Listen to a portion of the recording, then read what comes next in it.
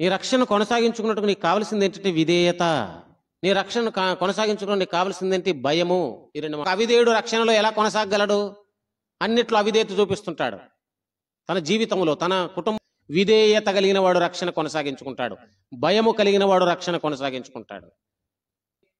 మీ రక్షణ కొనసాగించుకోండి అని చెప్పకంటే ముందు రక్షించిన ప్రభు ఎంత విధేయుడో, తండ్రికి ఎంత విధేయత చూపించాడో చెబుతున్నాడు ఆయన. చూడండి ఏమంటాడు? మరణము పొందునంతగా, అనగా శిలువ మరణము పొందునంతగా ఆయన విధేయత చూపించిన వాడై తన్ను తాను తగ్గించుకున్నాడు. మరణము పొందునంతగా విధేయత చూపించడం. నేను ఎంత నీతిమంతునండి, అంత తలంచుకొని బతకాలండి అనకూడదు. గర్విష్టం అన్నమాట. నేను నాలో ఏమైనా తప్పులున్నాయా అనకూడదు. మన విధేయతకు తప్పులకు సంబంధం లేదు. నీవు మాట వినుట మంచిది. శిలువ మరణం పొందనంటే శాపగ్రస్తమైన అవమానకరమైన మరణం పొందాలి నువ్వు వెళ్ళి అంటే దానికి కూడా తలవంచాడు ఆయన.